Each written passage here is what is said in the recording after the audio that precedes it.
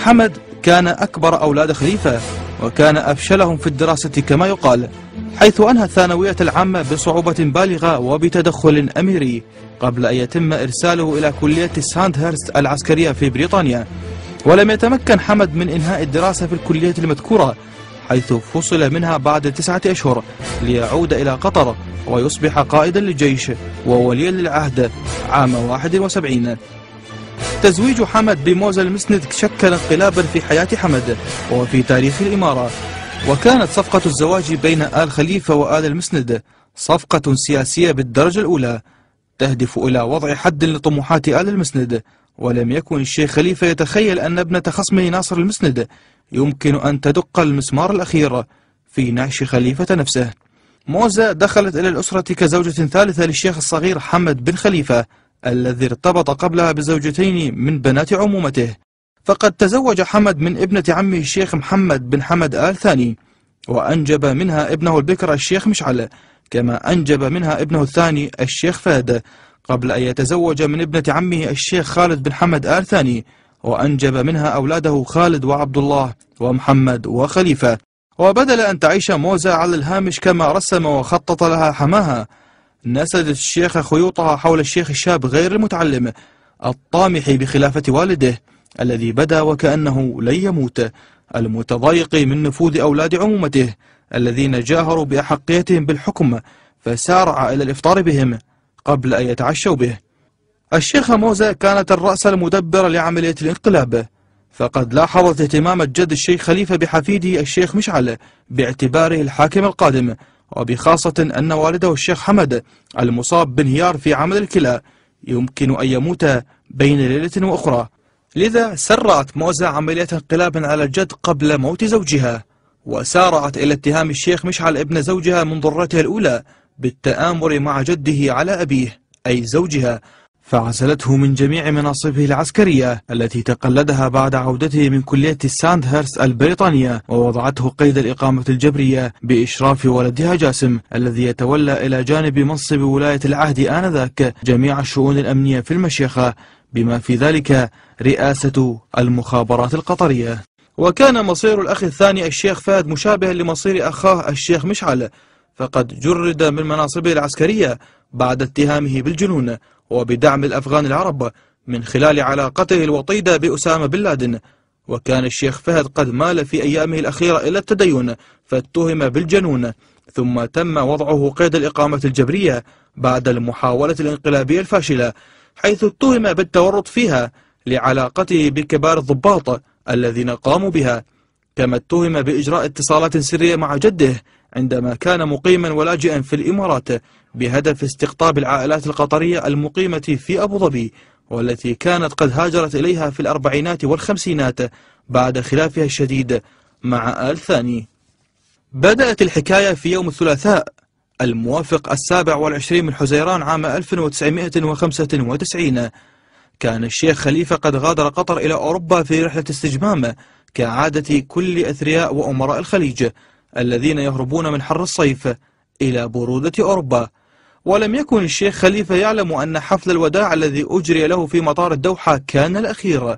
وأن الابن حمد الذي قبل يد والده أمام عدسات التلفزيون كان قد انتهى من وضع خطته للإطاحة بأبيه واستلام الحكم.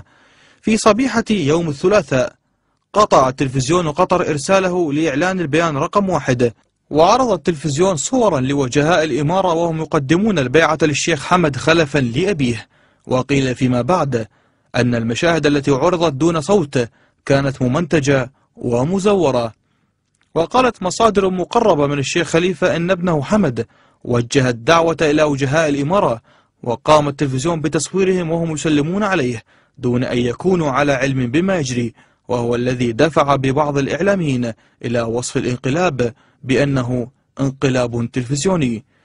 وإذا كان الانقلاب التلفزيوني في قطر قد نجح في إيصال الشيخ حمد إلى حكم قطر،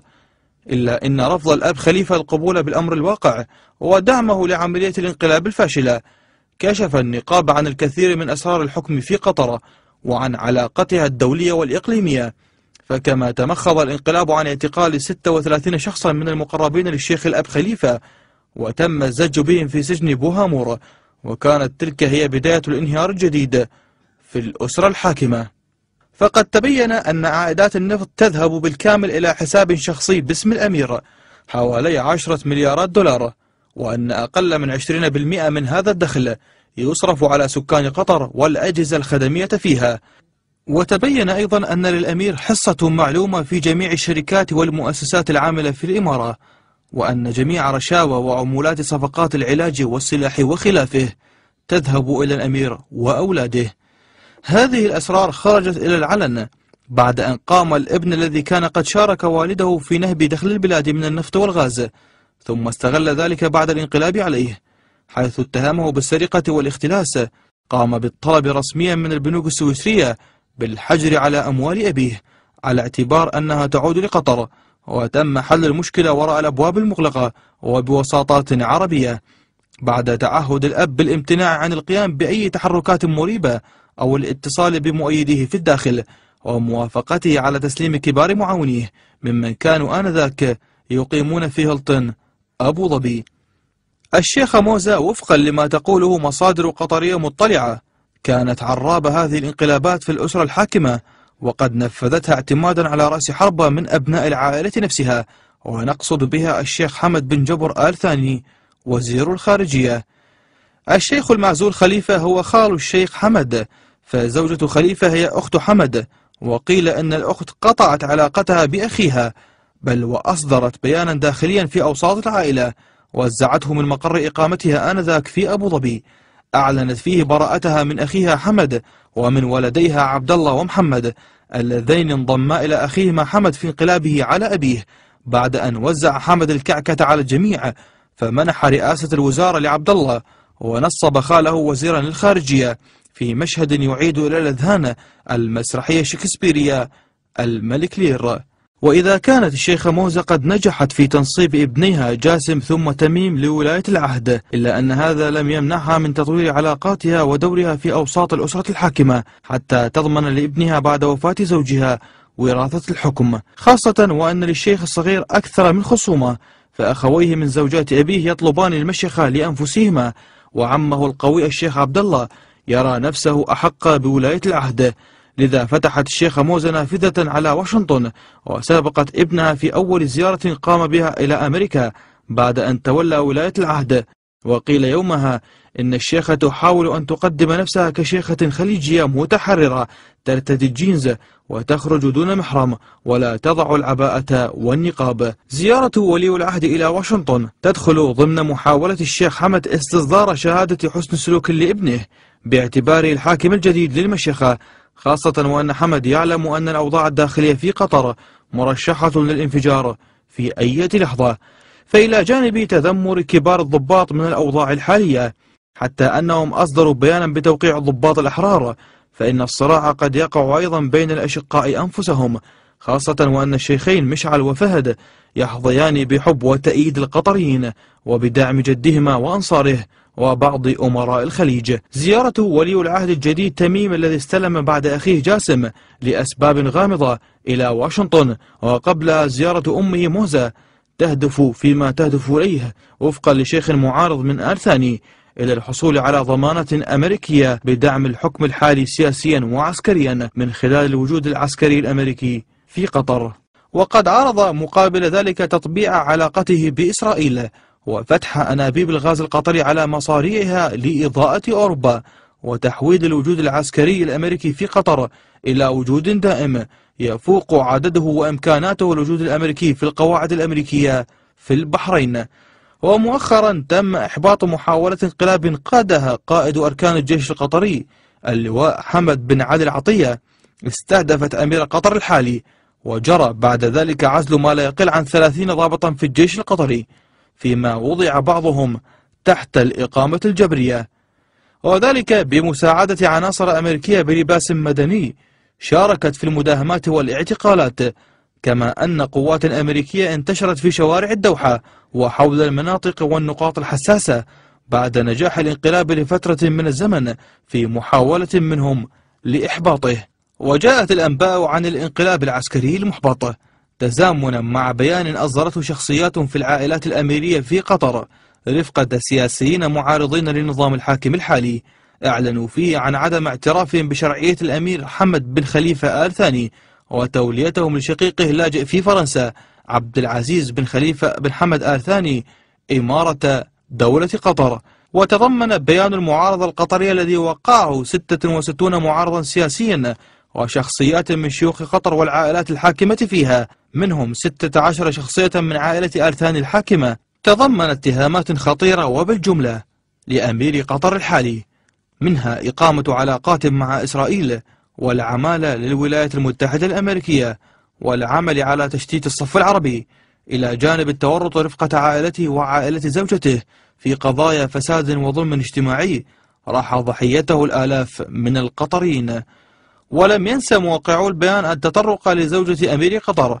الشيخة موزة بنت ناصر المسند، حيث اعتبروا ظهورها الكثيف عبر وسائل الإعلام وبهندام مخالف للتقاليد في قطر اعتبروه بأنه مخجل، ليضيف البيان أن أبنائها قاموا باحتكار السلطات والظهور وفرضوا ظلما اجتماعيا على العديد من القطريين، مثل إجبار كبار التجار ورجال الأعمال على مشاركتهم في الأرباح وقيامهم بالاستيلاء على ممتلكات قطريين من عقارات من خلال التعسف في استخدام السلطة واستغلال عناصر الشرطة لترهيب ضحاياهم. كما تبنى الموقعون على البيان المبادرة التي أطلقت قبل أيام على موقع الفيسبوك على شبكة الإنترنت الداعية إلى إسقاط النظام القطري الحالي. كما كشفت مصادر من داخل الأسرة الحاكمة عن أن ما زاد من حدة الغضب في أوساط شيوخ العائلة الحاكمة تجاه الأمير الحالي هو شريط فيديو جرى تسريبه يظهر فيه الأمير حمد يوثق عملية تحميل الطائرات الأمريكية من قواعدها في قطر بقنابل الفسفور الأبيض والذخيرة والمعدات العسكرية، وإنشاء جسر جوي بين الدوحة وتل أبيب مرورا بدولة ثالثة خلال العدوان الأخير على قطاع غزة. وقالت المصادر إن شريط الفيديو تم تسجيله من طرف ضباط قطريين كبار وتم تسريبه إلى بعض زعامات العائلة الحاكمة، ما أوجد حالة غليان ورفض للدور المزدوج والمتناقض الذي تقوم به دولة قطر في علاقتها العلنية الداعمة للفلسطينيين من جهة عبر ذراعها الإعلامي الجزيرة وتزويدها جلادها الصهيوني بأدوات قتلهم من جهة أخرى. طبعا لم يعد خافيا على أحد الرفض الشعبي المتزايد لوجود قواعد أمريكية استعملت في العدوان على بلدين مسلمين هما العراق وأفغانستان، إضافة إلى ارتهان قطر في سياسته الخارجية تنفيذ خطط اللوب الصهيوني الأمريكي. طبعا هذا يضاف إلى وجود أزمة ثقة بين قطر ومعظم الدول العربية التي ترى أن الإمارة تتآمر وتحرض عليها. يرافق كل هذا ما قالته المخابرات الأمريكية مؤخرا عن احتمال حدوث انقلاب في قطر يقوده رئيس الوزراء وزير الخارجية حمد بن جاسم على أميرها حمد بن خليفة. فإلى متى تتمكن أمريكا من المحافظة على استمرار الحكم حمد في قطر؟